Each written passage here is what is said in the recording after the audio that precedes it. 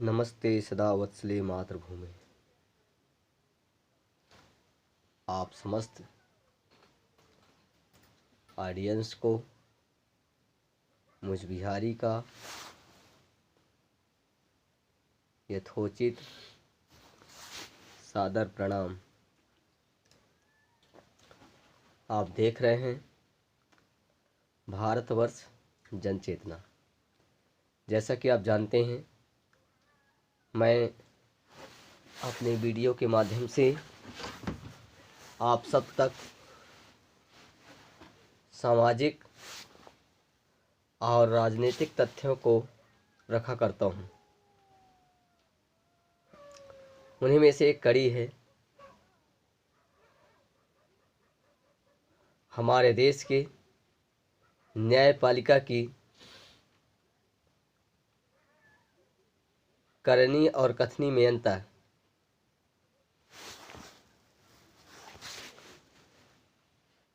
साथियों, जैसा कि आप सब जानते हैं, भारत को और भारत की राजनीति को संचालित करने के भारत देश को संचालित करने के लिए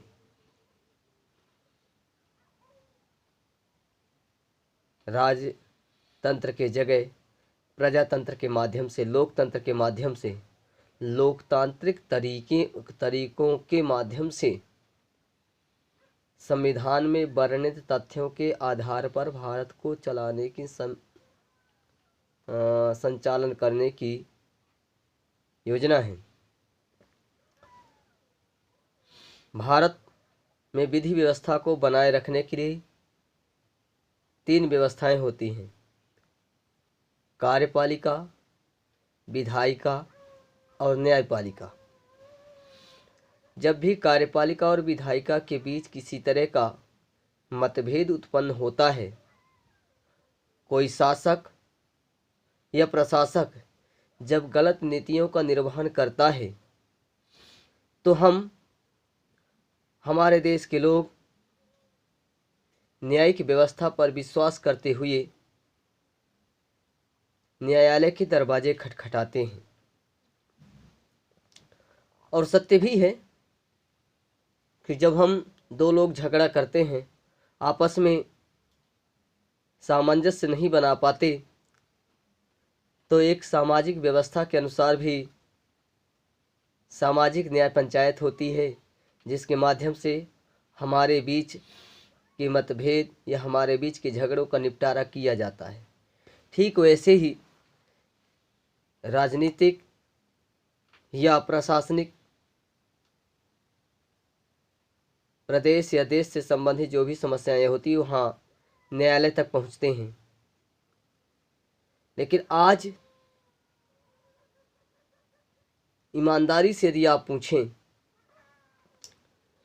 तो न्यायालय खासकर भारत के न्यायपालिका पर विश्वास करने लायक जैसे कोई तथ्य रह नहीं गया।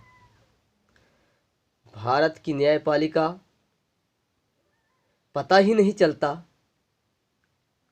कि यह न्यायपालिका है, भारत के लोगों को न्याय दिलाने के लिए बैठी है या किसी के इशारों पर काम करने के लिए बैठी है।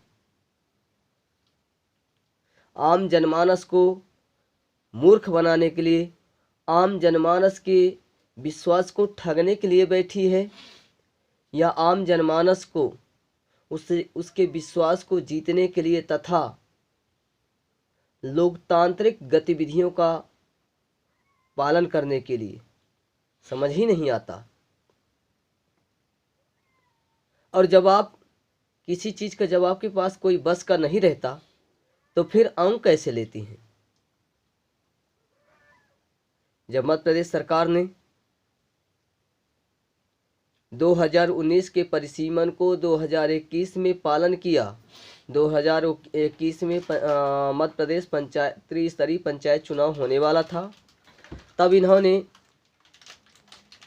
आरक्षण प्रणाली 2019 के आरक्षण प्रणाली को लागू कर दिया था। 1 साल तक चुनाव नहीं होने के कारण संवैधानिक तथ्य है कि आरक्षण प्रणाली एक साल के पहले का बना आरक्षण समाप्त हो जाता है। ठीक है, पुनः आरक्षण करना चाहिए, लेकिन सरकार की मनमानीपन देखिए। वह किसी दूसरे विपक्ष को नीचा दिखाने के लिए केवल बदले की भावना से न केवल आरक्षण 2019 की आरक्षण प्रणाली खत्म करता है, बल्कि 2014 की आरक्षण प्रणाली को यथावत लागू कर देता है, जो पूर्णतः असंवैधानिक है।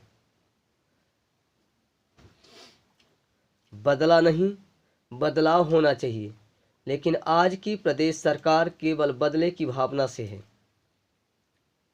जो संवैधानिक नहीं, पूर्णतः असंवैधानिक है।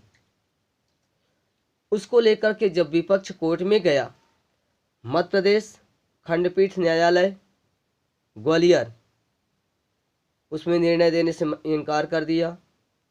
फिर मुख्य पीठ जबलपुर मामला गया, जबलपुर न्यायपीठ सही और गलत कहने से मना कर दिया, उस पर निर्णय देने से मना कर दिया। फिर आप बैठे किस लिए हैं? केवल सरकार से पैसे ऐंठने के लिए? काली कोट का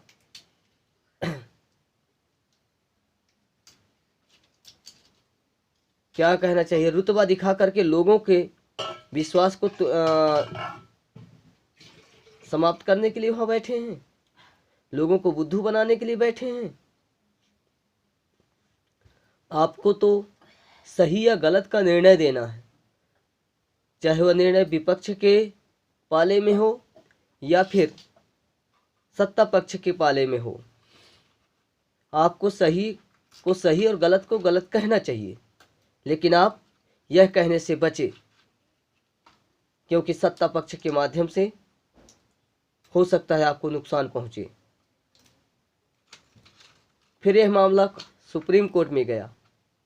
सुप्रीम कोर्ट ने पहले 9 तारीख को सुनवाई करने को कहा, 9 से टल गया 11 को, और 11 से टल करके 13 को गया, 13 से फिर टल गया। भैया, आप लोगों का निर्णय या आप लोगों के द्वारा दिया गया निर्देश क्या भैंस के चरवाहा जैसे होता है कि भैंस का चरवाहा जहां थोड़ी सा लाभ देखा वहीं पलट गया?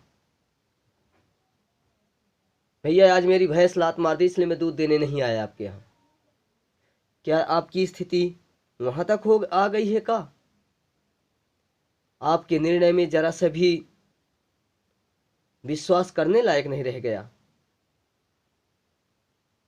सच बताऊं, मुझे तो भारत की न्यायपालिका पर विश्वास ही नहीं रह गया कि भारत की न्यायपालिका क्या करेगी। मेरा मतलब ये नहीं है कि हमारे यहाँ सामान्य सीट नहीं आई, मुझे केवल उसका दुख है, न बिल्कुल नहीं, कोई बात नहीं। सामान्य सीट नहीं है, ये आदिवासी सीट है, आदिवासी भाई भी हमारे भाई हैं, कोई दिक्कत नहीं। हमारे मुकनी वाला आदिवासी भाई भी नहीं छीनेंगे। रही बात निर्णय, तो निर्णय होना चाहिए। यदि आपके बस का था नहीं मामला, तो फिर आपने उसको एक्सेप्ट क्यों किया?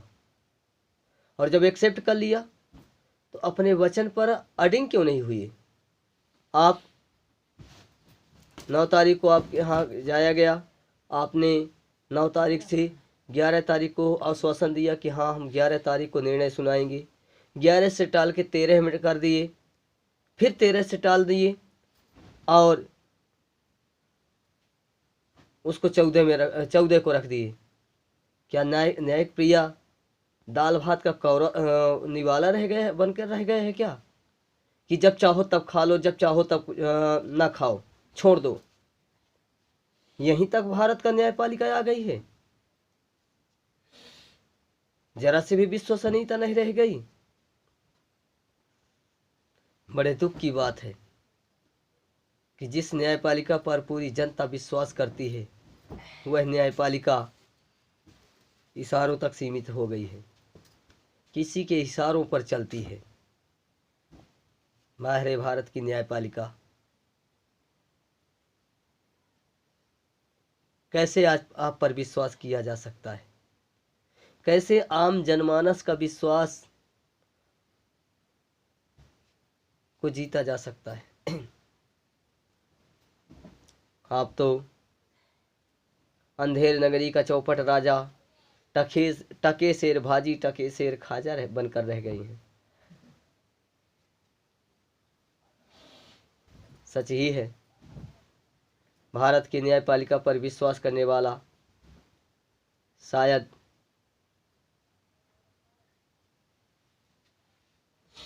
बहुत ही दुर्भाग्यशाली होगा। जो व्यवस्था इतनी गिर जाए कि जिस पर विश्वास नहीं किया जा सकता, जिसका ना कोई टाइम है, ना कोई नियम है, कुछ नहीं, मनमानी, मन है तो यस, नहीं है तो नहीं, काम खत्म।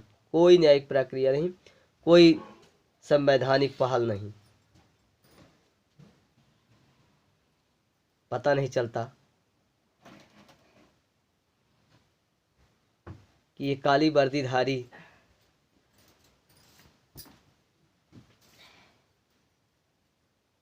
कितने पैसे के होते हैं। ज़्यादा कुछ नहीं कहूँगा। हाँ, डरता किसी से नहीं हूँ, जो होगा देखा जाएगा, लेकिन सच सबके सामने कह ही देता हूँ, इसमें मुझे कोई गम नहीं। मेरे साथियों, इससे हमें एक ही सीख मिलती है, हम भाई भाई का झगड़ा हो तो कोर्ट जाने से अच्छा है एक बित्ता कम ले लेना, लेकिन कोर्ट और काली वर्दीधारियों पर विश्वास मत करना। ये आपको ठगने के अलावा कुछ नहीं करेंगे जीवन में। ये आपका झगड़ा नहीं निपटाएंगे, ये आपको चूसेंगे केवल, और अंतिम में निराश करके छोड़ देंगे। इसलिए स्वयं समझदार बनो, न्यायपालिका पर विश्वास मत करना। भारत की न्यायपालिका अविश्वसनीय है, इस पर विश्वास करना अनुचित है। Thank you. जय हिंद, जय भारत।